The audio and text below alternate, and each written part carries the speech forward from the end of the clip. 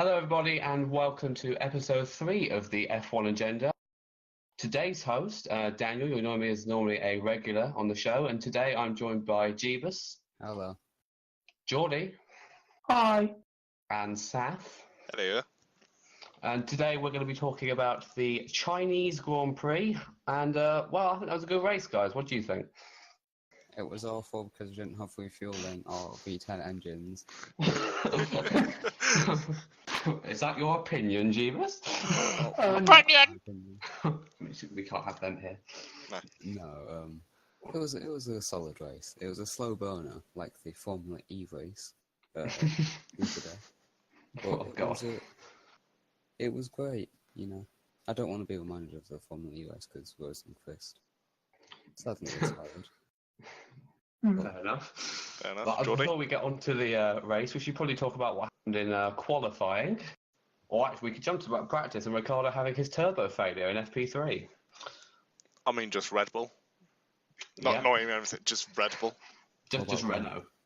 It's just... Tag you a branded Renault. What if they just replaced it with a Honda? Back to winning the championship, you know. Yeah, they just went. Let's complete every race, 1-2. Toro and Honda just did the old switcheroo. Exactly. They did it after Australia when they realised Honda was still unreliable. Well, shit, we got to switch it with the sister team. It explains why Verstappen is so bad, because they just replaced him with Fiat. Yeah. Exactly. Well then. Geordie's silent.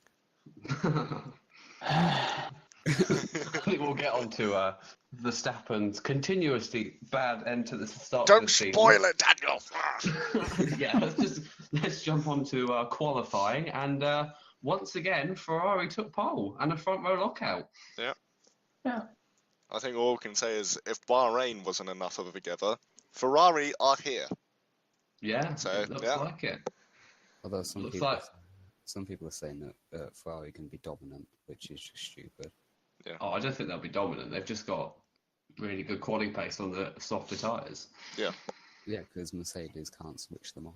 Yeah, we've seen both in Bahrain and China on the harder compound tyres. Mercedes are equal, probably even ahead of Ferrari. Yeah, I would say it's more Mercedes weakness rather than Ferrari's strength. Yeah, that's probably what it is. They just can't get the tyres to work. Gasly not making it into Q2. What do we think of that? Oh, well, they all came downhill, didn't it? Yeah. Finished fourth in Bahrain, and then they kind of got a reality check, maybe. That's all. Try your best, but you don't succeed. That. That's basically the song they were playing in the garage after qualifying. They're just like, right, shit, he didn't get into Q2. Play the song. Do it. Exactly. They're probably playing that at Williams as well. Oh, they just give it up. No, that's just every session. Although Sorokin did a good lap, and it still wasn't good enough. Exactly. Unless they'd Yeah, keep that one quiet. So I think that probably rounds out quality. Nothing really happened apart from Leclerc dropping it like Giovinazzi. We should mention Ricciardo. Yeah, just gonna say Ricardo. Oh yeah. His GG. 2 minutes to spare and nearly dropping the car in the pit lane in And excitement. of course, anyone who's already seen the race knows how important that was. Yeah. Because starting from the back, I think what he did would have been a bit more difficult. Do you know what? I think you're probably just right. just a tad bit more difficult. So I think that's a nice interchange as we slide on to the start of the race. We're getting the lingo and everything. Slide, yep. More spoilers, great. So whose DMs are we sliding in? Jesus Christ. Like, is it Hamilton's, Charles Leclerc's, Ryan? No, it's Ferraris because we are Daniel Ricciardo. You would like to give a Madison. Surely it must be Ferrari because we're being Verstappen and just sliding straight into the spoiler for the end of the race. Lads. But yeah, off the line, it was Seb was a bit aggressive with Kimi. He fucked Kimi over. It was just Whoa. like the theme of the race, just Kimi getting fucked over. Yeah, I mean, basically. that's basically been Kimi's entire second career at Ferrari, but ever since Vettel came into the team, it's like, yeah, off you go, mate. Yeah. Bye, have a good time. Yeah, and that caused Bottas to be able to get up into second place. as well as Max getting a very good start. Max got a great start. Max's start was genuinely really good. Of course, he did benefit from being on the grippier ultra soft compared to Merck and Ferrari on the softs. It was the best thing he did in the race. Probably true, to be honest. To be fair, yeah. Probably. There wasn't too much difference in degradation with the ultra soft and soft. That is, true actually. Yeah, that I found as well. Because I think everyone pitted after one lap after, like the Red Bulls did. Yeah. I know it's like to cover everyone off, but still, well, if you even Ocon, it was started on the soft pit on like lap 13. Exactly. I think that might be down to the warmer track temperatures we had today, because of course the rest of the weekend was pretty cold. I think it's also just showing which drivers are good at looking after their tyres and not. So back in the sort of 2012, 2013 days, we remember Perez was literally renowned for looking after his tyres. Yeah. But obviously now that they're more durable, it isn't as noticed. Although Perez had a terrible race. Yeah, he kind of didn't. The Force Indians kind of have issues at the start. They kind of had incidents. Yeah, I think he tried to pass someone. I can't remember who. It might have been Grosjean, and he just went off the track, and Ocon got in. Yeah. Apart from that, it's a pretty clean start, and then the race kind of was a bit nothing was really happening for the first 20 odd laps until we get to the pit stops. Yep, that first half. Sorry if this is a bit of a rant, but I've hardly talked before this, so I need to make up for it. Make up for Alex not being here. Angry stuff. The first half, I think, was proof that dirty air is just absolutely killing the races now. And I think we also saw that on Australia this year and last year. Dirty air is literally... It's not just affecting anymore, because last year, that they were definitely affecting it, the dirty air. It was definitely heavy affecting it, all that. But this year, I think, is literally just killing the races now. The cars cannot follow each other. They struggle to overtake. I wouldn't say it's any worse than last year. No, I think it's worse. If you look at the start of the race last year, nothing really happened. It all happened at the end when, because it was a wet start, so then no one really overtook anyone. And then you had the safety car, so everyone went on to dries. And that was after 10 or so laps of nothing. And then things only really happened when everyone made their second stop. True. Because of the dirty air thing, you could see after about 10 laps, everyone was about, around 2 seconds away from each other. They just couldn't get any closer. It's just like those cars that you could see were probably faster. Like, you think the cars like maybe Merck would probably be quicker than Ferrari on race pace, as we saw maybe on Friday, but Lewis, when he was stuck behind Kimi, just couldn't get anywhere near. Lewis was terrible this weekend. Oh, it was an off weekend for Lewis. Yeah. It reminded me of Russia last year.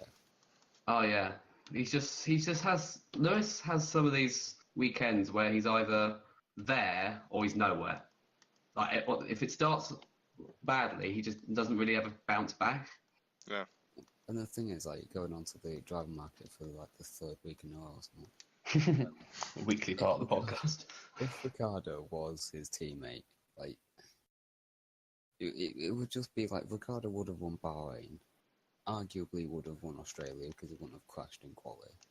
Well, yeah, at this point, you'd probably see Ricciardo would probably be trouncing Lewis at this. Yeah, so... Which, of course, puts more eyes on Valtteri Bottas. We discussed, I believe, last week and for Australia as well. Another recurring point about Bottas's career kind of being on the line at Mercedes, not performing. To be fair, he's done all right. He definitely has improved. When we got to China, he's definitely improved for this race, because some of the moves he'd improved. He was still a bit, on attack. His move on, is it Vettel or Kimi at turn 1? Kimi ran the outside? I think it was. I mean, that was a great move, but then his defense of Ricciardo was a bit. I don't know. His defence against Ricciardo was basically about as potent as his attack against Vettel in Bahrain. Let's just put it like that. It was like kind of covered the line, but he still left space on the inside, so then Ricciardo just went up the inside. Spoiler alert. Was an amazing overtaker. Yeah, we're kind of jumping about 60 laps ahead now. Yeah, we should probably jump back to when the action kind of started to happen, which was the pit stop area. When Mercedes came in, Bottas went onto the mediums, Ferrari stayed out, and Bottas was ahead of Vettel, pulled the undercut. Yeah. Yeah. The awkward side. There just isn't really anything else to say. True. Ferrari bottled strategy, it's nothing new. Exactly. And they decided to just sacrifice Kimi once again. Yeah. That is just sad.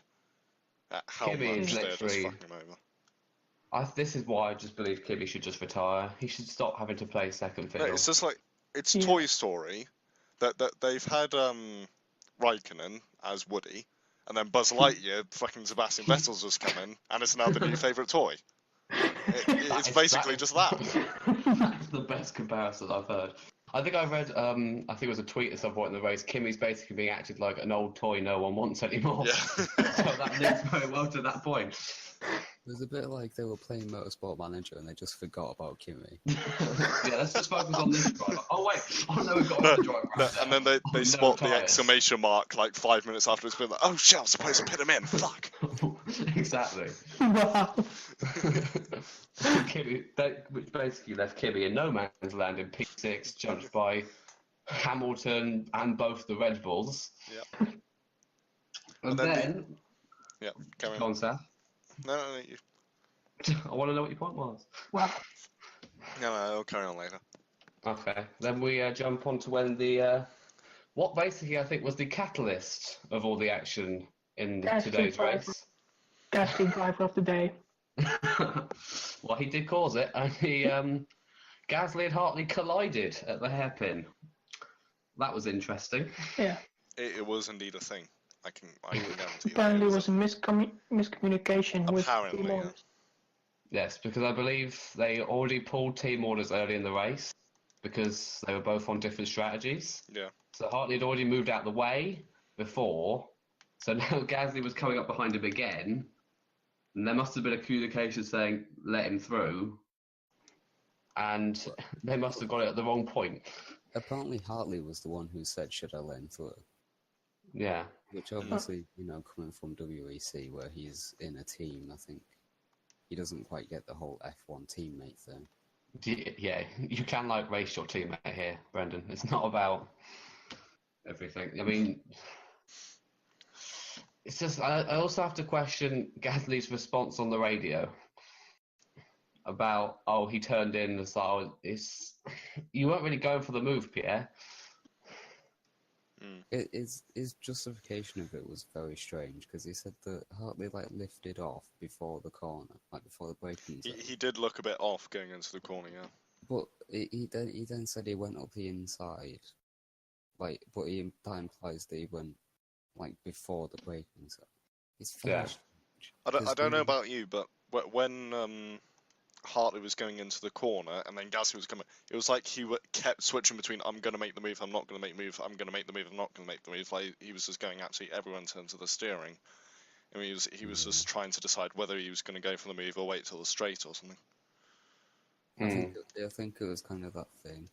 Okay, he's letting me through, so I'm going to make the move. And then you realise, oh shit, he's turning in.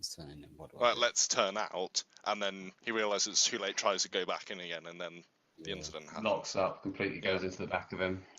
And that caused debris to be on the track, and the safety car was deployed, which... And oh boy. That created... Literally just Twitter was full of, the safety car's out. Hello there. His car sign says it was debris, not debris. Yeah, there's many debris on the track. There's too much debris. And there were too many debris. Wow. It's the greatest meme since the Chinese Grand Prix. Oh. No. It's just no. Just killed the podcast. We're making gaming memes, shall we? End it now. Moving on. The safety car gave definitely a option for strategy, as Red Bull took it with both hands. Conspiracy theories. Yeah. I mean, yeah, we had Haas and Ferrari in Australia. Now we've got Toro Rosso and Ferrari. No, Ferrari, good. Ferrari. Next will be Mercedes and Man. Man. Oh wait, no, Man aren't in it anymore. Oh yeah. Don't worry, they can just use Williams and Force India. It's Mercedes powered. It's close enough. They're shit anyway. Exactly. They can sacrifice the shit teams. Although both of the Merc teams are shit right now. Yeah. Yeah. But not to get off too far off topic, Red Bull pulled the double stack, pitted under the safety car, and got onto some fresh tyres, which no one else in the top 6 had. Which I just don't understand. Like, especially with Hamilton, the strategists must have known that there would be others coming in during the safety car to The problem, I think, they said after the race for Vettel and Bottas was they'd already gone past the pit when the safety car came out. Yeah, but Hamilton hadn't. True. I'm pretty sure I saw someone on Twitter saying Hamilton was at the hairpin and I was screaming pit him. No, could have sworn it. Apparently Mercedes didn't have the tyres. Yeah, I don't think they didn't have any tyres. They didn't have them ready in time. No, they didn't have just any fresh tyres. Oh, right. Yeah, all they had was used tyres left. Oh, right. Well then, that clears it up. Banter. Well, it would have been nice to know that. They did say it after the race. Oh, well, I didn't watch after the race because I'm busy as fat boy. Fair enough. So, yeah. Safety car, Red Bull, GG. Yeah, let's put them on basically. The strategy of dreams. It did. It did mean they did have to cut through the cars ahead of them on the already worn tyres. And because it was on the safety car, they didn't really have to cut through anyone. Well, Verstappen tried to cut through someone anyway, but yeah, he had. Let's just say he had a very incident-prone. He failed to capture the Pokemon. Yeah, I think his first incident was trying to pass Lewis at turn 7. Yep. Which I don't know why people are calling it an instant, but it was just Max making a mistake. I thought it was alright. I mean, at the end of the day, he's just trying to go on the outside. Hamilton doesn't let him, and he just goes off track. Yeah, Max, I think he drops the. I think he loses traction through the corner because you see hard oversteer. Yeah. Yeah, it's not really an overtaking spot, is it? No, then he tries. The fastest corner on the track. It's not before someone overtakes there next year. He tries to go around. All right. Yeah. No, but he tries to get around the outside, and there's all those marbles lying there, and he's just losing grip. Yeah. Which causes him to run off the track. It's kind of Max incidents like that. He needs to kind of like learn when to make them. He always seems to be really desperate to make the move straight away. Like he had time. They had about 17 laps to go. He had loads of time to go and catch everyone else. I think he has a bit of a mindset of, if I don't make this move now, I won't ever be able to do it for the rest of the race. I think he had that sort of mindset for this race. Yeah. I think it's like in a lot of it was sort of do and die stuff, wasn't it? Yeah. I think it was I think I said something about this in the Bahrain one, about this kind of still shows how young and inexperienced Verstappen still is. He still has these moments. He's quick, but he's nowhere near championship material at the moment. No, he has a hell of a lot more experience to get. Because you see the other world champion drivers, Hamilton, Vettel, Alonso. They've learned what to do in the races. If that was them, I know they've got a lot more experience. They've done this before, but you know that they'd wait for the ideal opportunity. Yeah. Like turn 7 is not a place you really want to be trying to overtake. Like you've got a 1 kilometre straight. Try and use that.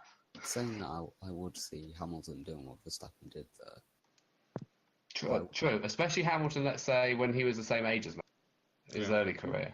Even now, that's another thing to remember. You've got to remember, a lot of the professional drivers were hotheads when they started, and they've had to mature all the way through these years. Yeah. I mean, Vettel crashed everyone out left, right, and What wasn't he nicknamed the Crash Kid or something? Like back in 2011. I think he kept crashing everyone out, and let's just say Button, Belgium. Button, yeah. Yeah, well, let's look at Hamilton's 2011 season. How many instances came out? Oh no, Vettel kept on crashing into people called Mark Webber. Yeah. Or, what was it? Australia 2009? Oh yeah, I think he had Kubica, I think that was. It's like, maybe this is just a sign, you never know. Maybe, I mean, Geordie will be very excited if it is a sign for the future. Yeah. I can't remember. Oh, he's going to be good. Happy. The Netherlands. I can't remember who said it, but they likened Verstappen to Vettel in 2010, where he's just like very aggressive and doesn't really like think about the move a lot. Yeah. They just kind of see a gap and they instantly go for it. Like looking at his incident with Vettel, I talked about it like earlier, not on the podcast obviously. Secret unfilmed about the podcast we don't tell you about. Looking at the incident, it's kind of like he went into the corner not expecting to make the move because he was too far back, so then Vettel didn't expect it. And it's kind of like Vettel must have took a wide line because he wants to get maximum acceleration going into the final corner and then to the first corner to stop Verstappen just blitzing him. And like he just kind of sees that gap and he just goes for it, even though like Vettel's always going to be there at the apex. Yeah. So it's kind of like, okay, I'm not going to make the move here. I'm going to wait until it's well, there's a gap. Yeah. It's like he has like a blood rushing to the head moment. Just goes, right, I've got to go for it now. There's a chance. It's a kind of like, I'll wait as long as there isn't a gap, sort of thing. Yeah. It's like it took an Ayrton Senna quote too seriously. Yeah. Go for a gap. I guess we should lead on to the Vettel-Verstappen incident. Oh boy. That was I think Geordie will have some comments on this one. Geordie, what did you think about the Verstappen-Vettel crash? It was a very questionable move. But he came from so far back. It was I didn't expect him to make the move. I don't think anyone did. No. No, especially Vettel. Well, yeah, he got the surprise of his life. But they were like, what, 15 or so laps to go? He would have overtaken him anyway. Even Vettel said after the race, I would have let him through if he just waited a lap or something. I think Vettel said after the race he knew the race was gone, because he knew the Red Bulls were on fresh tyres. He knew the race was going to let them through. When Ricciardo came past him a bit later on, I think just before that, he just said, I'm just going to let him through. There's no point fighting this. Yeah. But I think my favourite part about that accident is just watching Kimi Räikkönen just go and just pass 3 cars, just like, see you guys. And that, I believe, was his only overtake after the pit stops. Yeah, I think it was actually, because you've got Verstappen and Vettel backwardly spun on the track, and then Hamilton's just on the AstroTurf trying to avoid it, and Kimi's like, I'll take that, cheers. He's like, wah. Intensive. Where's my ice cream for this move? I bet he didn't even react though in the cockpit. I bet he just... Yeah, I don't think he reacted. It was just like, okay, they fucked up. He just watches 3 cars just go to the side of the track. Oh, that happened. I'm third now. It was an open lobby for him. Wow, champagne for him.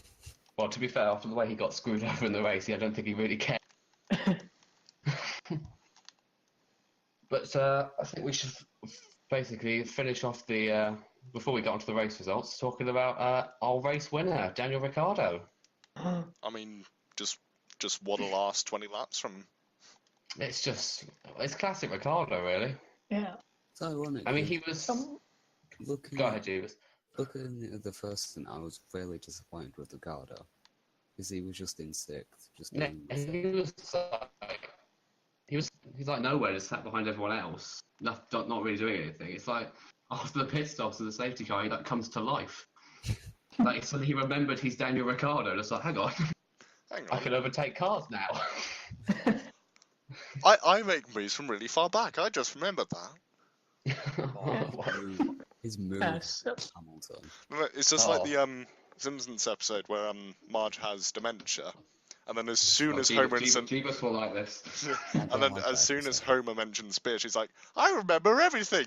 You're an alcoholic." And like the safety car was that for Ricciardo. Safety car reminded Ricciardo he's a racing. Oh wait. But yeah, his move on Hamilton into the hairpin. Oh. I got Italy 2017 flashbacks. Yeah, but then his move on Bottas. Oh. I mean, that collection of noises we just got there just describes it right there. Someone make a remix montage out of that. It's bwah, bwah, bwah, bwah. Exactly. Someone said last week that Hamilton's overtake was like the overtake of the week. Yeah, it was overtake of the series, rather. Overtake of the season. The week series? Well, what? I said early contender. Yeah, overtake of the season, and I was like, that's going to be beaten easily. And Ricciardo just beat them easily with 2.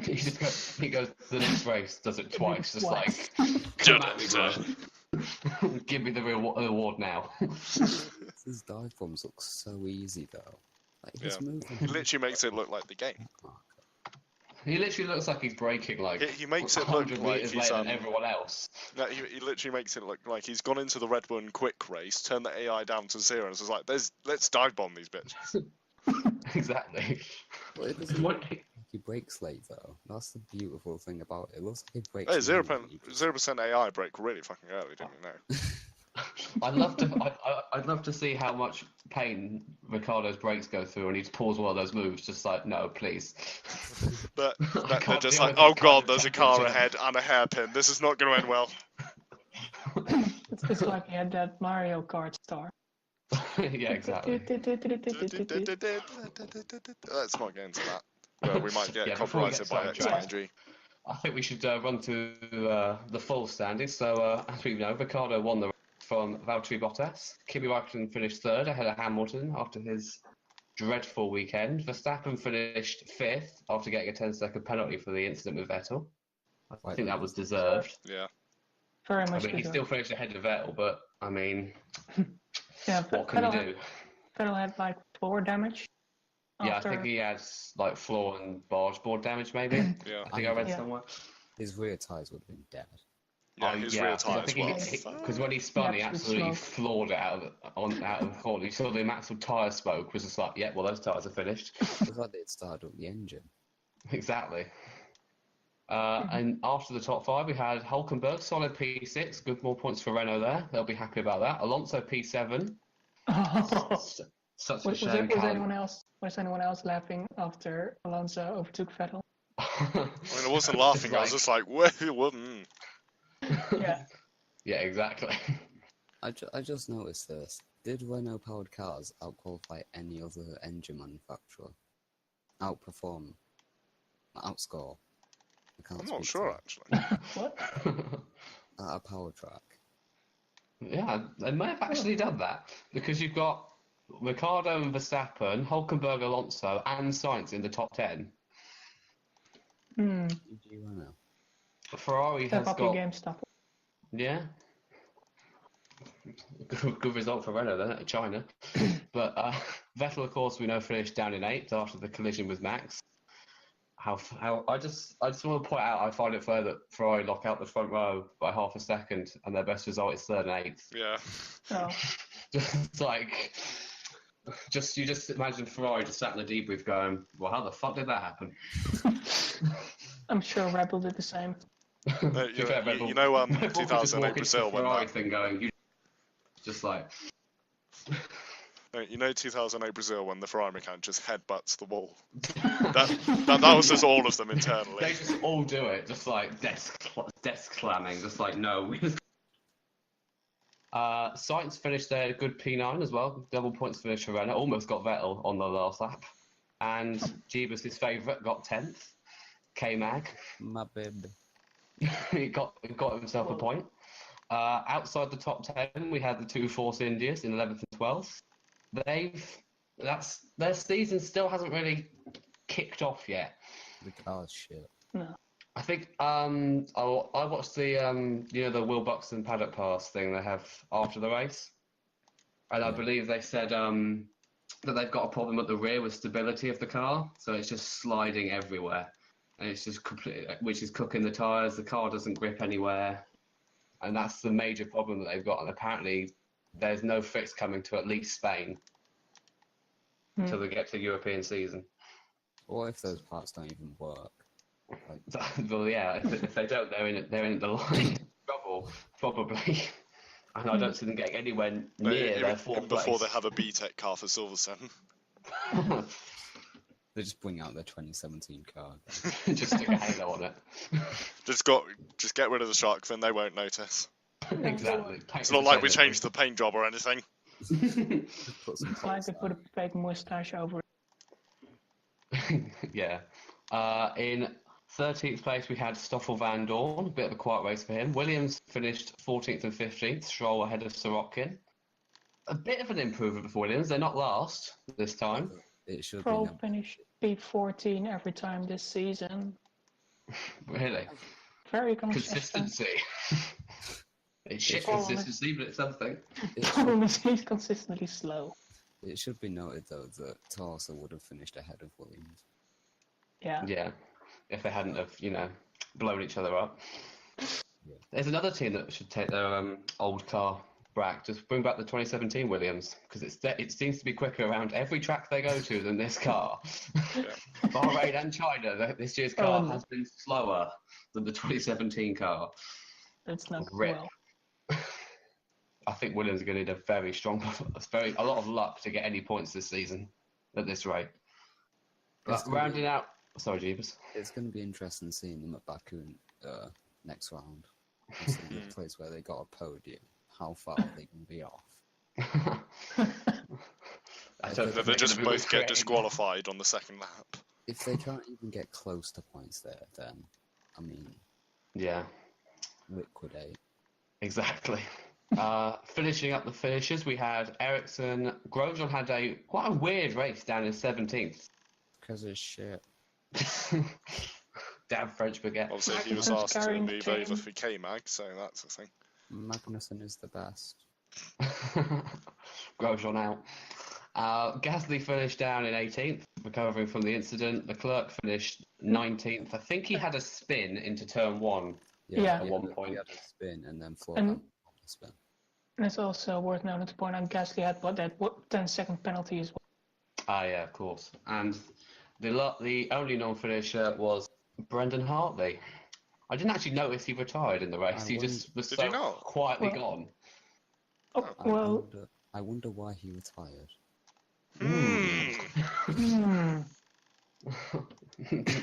Let us know in the comments why you think he's gone. Is it A, Gasly hit him, B, Gasly hit him, or C, Illuminati?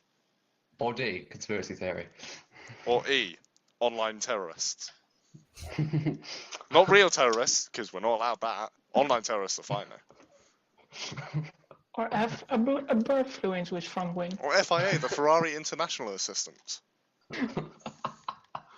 Yep, get your answers in. Right, moving on. I think we'll go to everyone's personal driver of the day. I think we'll start. Do we have to disqualify Ricciardo as the driver of the day then? No. Okay. You can have whoever you like. I think you can have Hartley. I think everyone's is Ricciardo though. Yeah. So okay, excluding Ricciardo. Thank you. Seeing as he won the race. Who would be your second person for driver of the day?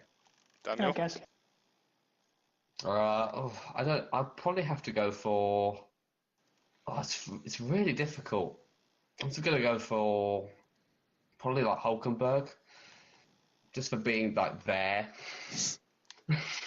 Not for doing anything, just being there. Just for being it's good for the sport. Jeebus, what about you? Yeah. If you don't say Magnus, I'll be disappointed. Well, no, the Haas didn't really have any pace. And they got fucked over by the safety car. I'd say either Hülkenberg or Alonso. Yeah. Hülkenberg's been solid all weekend, and Alonso gains 5 places again. Yeah. Hülkenberg's the kind of guy you just want in the car to just bring home consistent points because he's just always there. Yeah. I think he's qualified 7th place, I think 6 consecutive times now. That's how consistent he is right now. He started 7th in the past 6 races. Yeah. Because, grid counters. We all love them. Geordie, your driver of the day? Yeah, it's probably Hülkenberg as well. Oh, not Verstappen. What do you think? He ruined Forget his about the last couple of laps. He had a great start. He was third. Yeah, he ruined his own chance at the win. Yeah, that was going to be a solid. I think Red Bull 1-2 easy, but yeah, Max took it other ways. Saf, what about you? Again, like you said, it's a tough one. I'd probably have to go. Probably with Raikkonen, just for putting up with Ferrari's shit for that long. I mean, that's basically Kimi this season, really. Yeah. Just for being the Woody. You just love Toy Story, don't you? I've got the. You can. Well, Toy Story's 4 coming up. I'm trying to refresh everyone's memory. Before the big sequel that's supposed to end the series or something. I've never seen a Toy Story. Oh, good for you. Go to the Toy Story podcast with that. Yeah, let's not get sidetracked into kids' films or TV shows. That's what Douglas loves to do.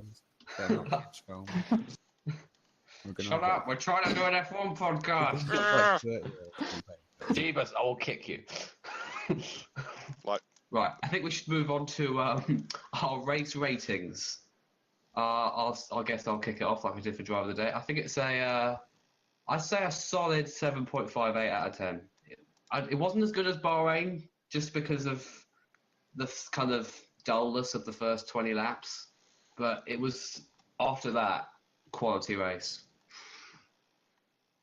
Jeebus, what about you? An 8. I gave Australia like a 6. So if I said this was anything less than an 8, then it'd be a bit questionable. Yeah. Georgie? Yeah, 8.5. Apparently, because, slow burner, I guess. First half didn't really do anything, but then up the safety car, I'll just help replace. Yeah. I can't. And Saf, what about you? I'm going to be the controversial one. 6.5.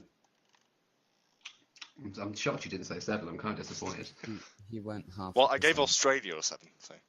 He gave half a point down. What a madman. Unbelievable scenes. And I think that rounds up our review of China. We'll end the podcast with our Baku predict. I'm really on point today. Baku predictions. Shit house. I think we'll start off. I'll start off. I think we're going to have.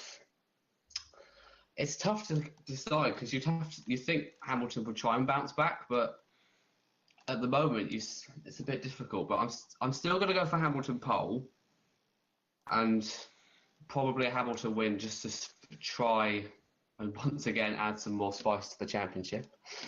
Because I think we need a Merc win for once. No, we haven't had one in 3 races. Seems. We need a Merc win. No one's ever said that before. Until now. Or Total Wolf has. Jeebus, what are your pole and race winner? Well, Ferrari have improved on the engine and they have like the highest top speed. So I'm going to say Vettel, pole and win. Okay. Geordie? Don't have a single clue. I mean, if you already look at Baku last year, it was so unpredictable. But it's power track, and I think a Mercedes. I'm not sure which one because Hamilton's not really himself lately. It's hard. Yeah, it is. Saf, what about you? For pole, probably going to go with Bottas. And for the win, I think Verstappen. Interesting. 2 Red Bull wins in a row. That would be interesting. But two Ferrari, 2 Red Bull, 2 Mercedes. Okay. Let's see if that happens. But I think that's before where it just turns out that literally Mercedes win every race from now on. It wouldn't be a shock, to be honest.